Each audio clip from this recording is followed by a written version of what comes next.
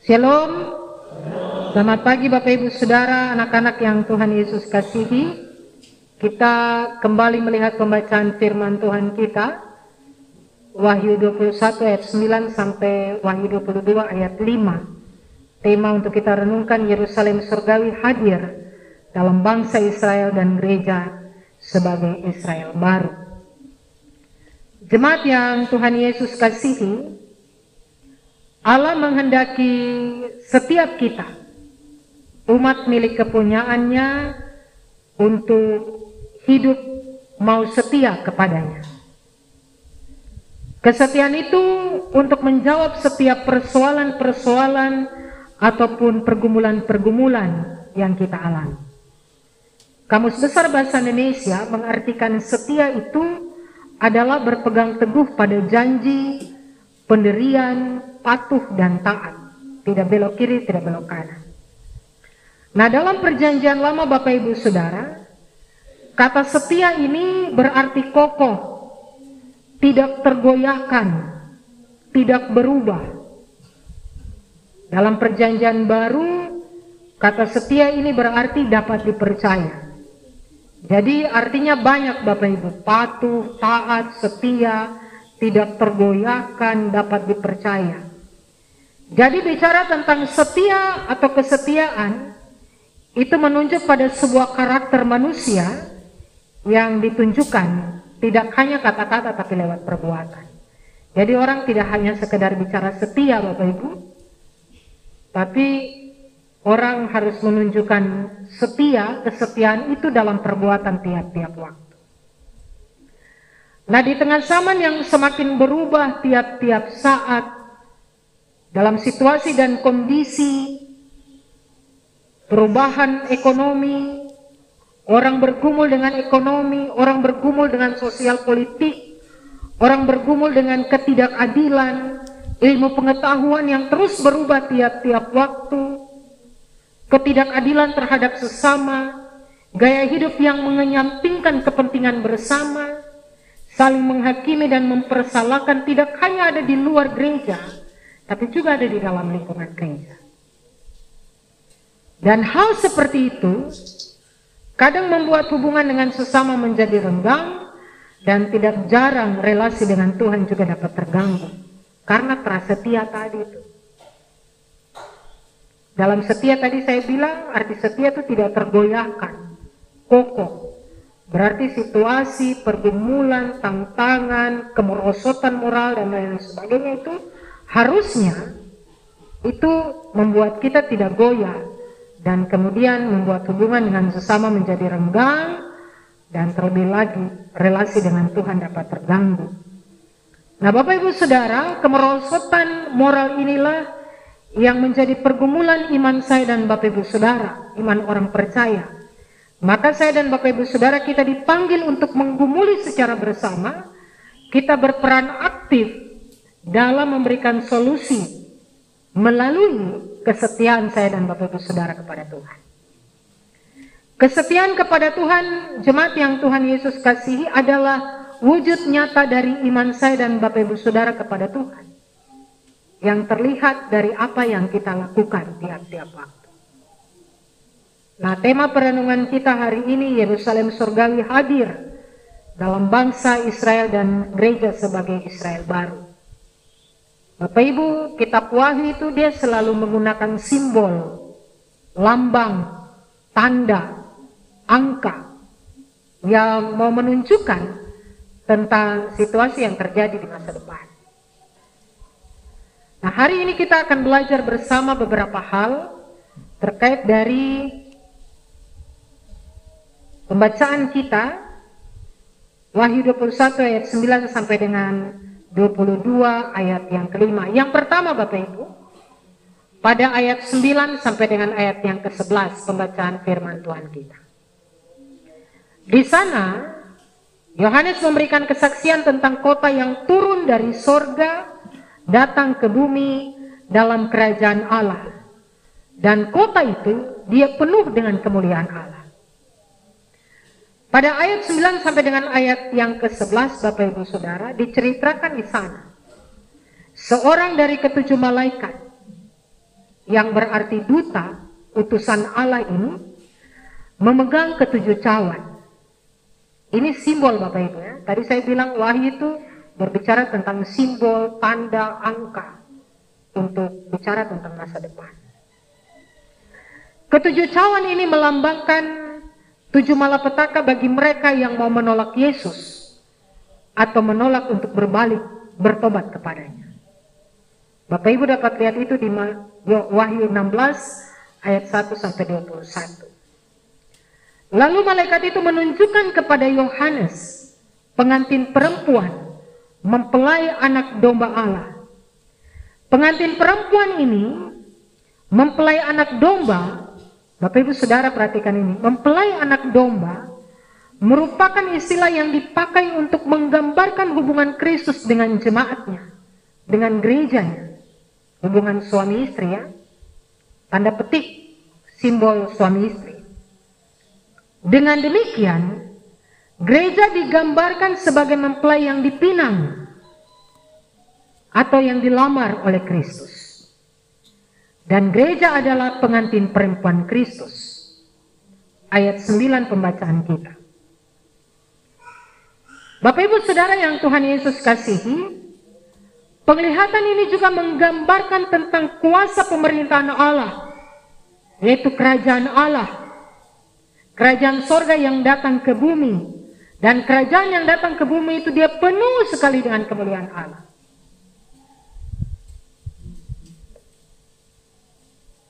Yerusalem artinya damai. Ayat 10. Kota yang penuh kemuliaan Allah itu digambarkan seperti permata yang indah. Bapak Ibu lihat ya ayat 9 sampai 11 itu. Permata yaspis, jernih seperti kristal. Itu batu-batu berharga. Dan kota Allah itu digambarkan seperti itu. Yerusalem baru itu digambarkan seperti itu. Dia penuh dengan keindahan. Kesaksian ini pada ayat 9 sampai dengan ayat 11 menggambarkan kepada kita semua tentang kemuliaan, tentang kemahakuasaan Allah yang melebihi ya, batu permata yaspis, permata yang indah, jernih seperti kristal itu mau menggambarkan tentang Allah itu luar biasa mulia. Allah itu luar biasa berkuasa. Dan kemuliaan serta kekuasaan Allah itu melebihi kemuliaan dan kekuasaan duniawi. Kemuliaan dan kuasa surgawi Bapak Ibu Saudara yang dinyatakan kepada umatnya di bumi ayat 11. Kemudian ayat 12 sampai dengan ayat yang ke-15. Di sana dibicarakan tentang kota ini. Kota ini dibangun, kota surgawi ini yang dibangun itu oleh Allah dan dibangun di bumi dalam kehidupan ke-12 suku Israel dan gereja sebagai Israel baru. Dalam ayat 12 sampai dengan ayat 15 Bapak Ibu di sana disampaikan ada tembok yang besar dan tinggi. Tembok besar tinggi itu menggambarkan perlindungan, menggambarkan kedamaian, menggambarkan keamanan bagi penghuni kota untuk memelihara berkat dan karunia Allah. Kalau Bapak Ibu punya rumah, terus dipasang tembok yang tinggi, pagar yang tinggi, saya mau tanya tujuannya untuk? Tidak boleh tetangga datang gitu ya. Pasang tembok tinggi depan rumah, pasang pagar tinggi depan rumah, tujuannya untuk? Supaya pencuri tidak masuk. Terus? Supaya hewan-hewan juga tidak masuk, toh? Iya. Tapi kalau makan bisa ya. Jadi, tembok itu dia melambangkan perlindungan. Dia melambangkan keamanan. Dia melambangkan kenyamanan. Supaya orang yang tinggal di dalam rumah itu dong aman, damai. Tidak terganggu oleh apapun. Tadi Bapak Ibu bilang. Nah, gambaran ini juga ditunjukkan pada ayat 12 sampai 15.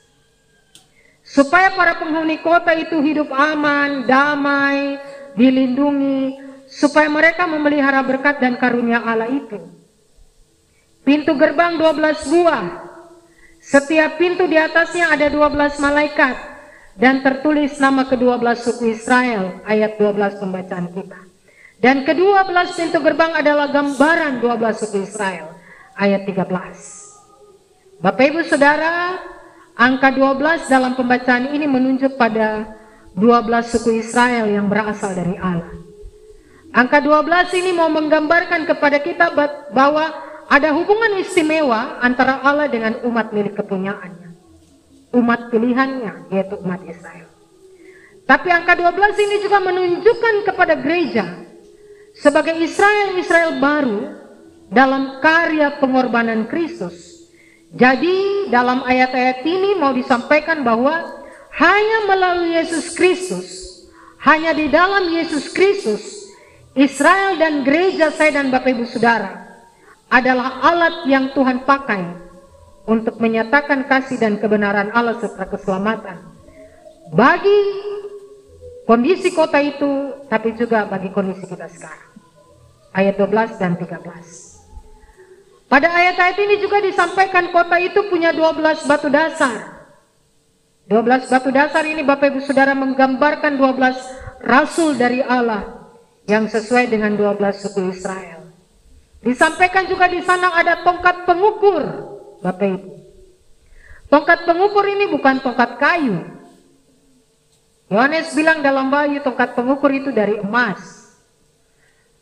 Tongkat pengukur dari emas itu menggambarkan kuasa dan kemuliaan Allah yang membangun kota itu. Kalau dia yang bangun kota itu, maka dia yang memelihara, dia yang melindungi, dia yang menjaga kehidupan umat yang ada di kota itu.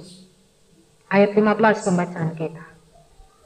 Pada ayat 16, 17 itu bicara tentang bagaimana Allah membangun kota itu untuk kemuliaan namanya.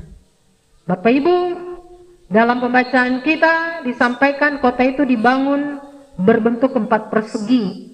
4 persegi sama sisi. Ya, 4 persegi itu pasti sama sisi ya. Tidak ada yang panjang, tidak ada yang pendek. Dengan ukuran-ukuran yang sama. Menurut orang Yunani, segi 4 adalah lambang dari kesempurnaan. Tetapi juga mengingatkan tempat Maha Kudus Bait Allah pada zaman purba. Jadi kota ini adalah tempat suci bagi Allah. Ayat 16 pembacaan kita. Bapak Ibu Saudara, bagian-bagian ini menggambarkan kepada kita bagaimana hubungan Allah dengan manusia.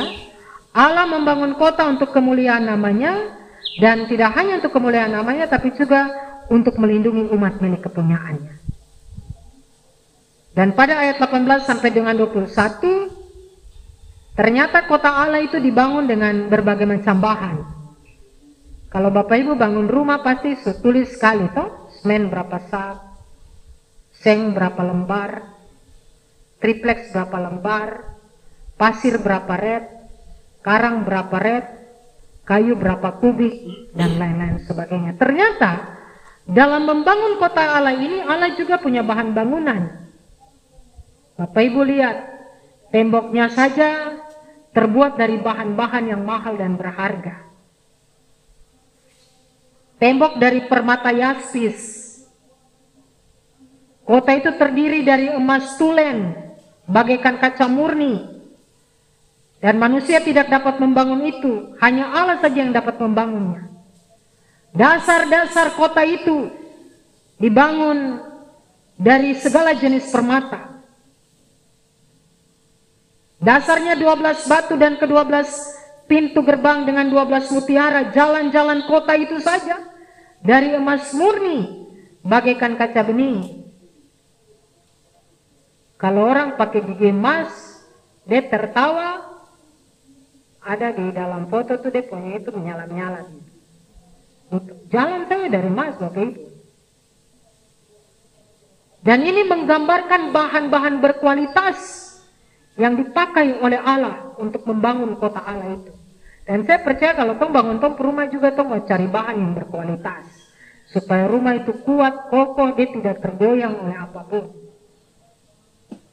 Dan pada ayat 22 sampai 27, Allah adalah kota bait suci yang sesungguhnya. Dialah pencipta yang punya segala sesuatu, kekuasaan dan kemuliaan.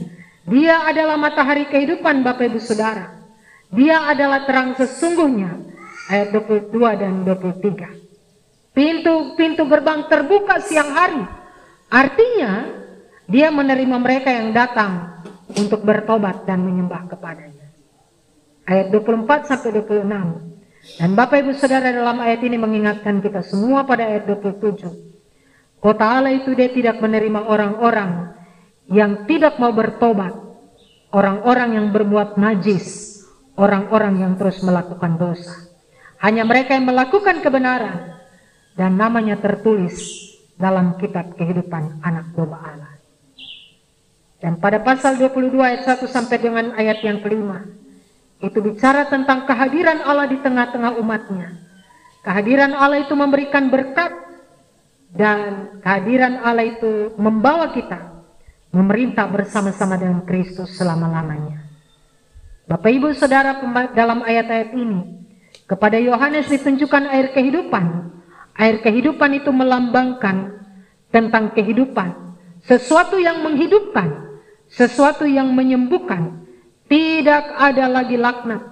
Artinya sesuatu yang najis tidak diperbolehkan masuk kota Allah yang kudus itu. Apa makna bagian ini untuk kita? Ketong terada di Yerusalem, tapi saya dan Bapak Ibu Saudara adalah Israel baru di tengah-tengah dunia ini. Bapak Ibu Saudara yang Tuhan Yesus kasihi, Yohanes mengerti, Yohanes menangkap pewahyuan dari Yesus karena dia punya hubungan yang luar biasa dengan Yesus, sehingga dia dikuasai oleh Roh pada saat dia berdoa dan dia mendengar suara Tuhan.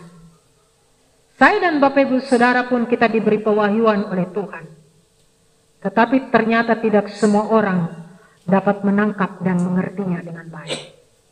Soalnya ada di mana? Soalnya adalah karena ada banyak orang tidak mau membangun relasi yang baik dengan Tuhan. Soalnya di mana? Soalnya karena ada banyak orang yang tidak mau mendengarkan suara Tuhan. Soalnya di mana? Soalnya adalah ada banyak orang yang tidak mau peka terhadap suara Tuhan. Tidak mau dikuasai, dituntun dan dipimpin oleh Roh itu. Soalnya di mana? Ada banyak orang yang tidak mau hidup dalam kerendahan hati, sombong, tepuk dada, merasa diri lebih hebat dari orang lain.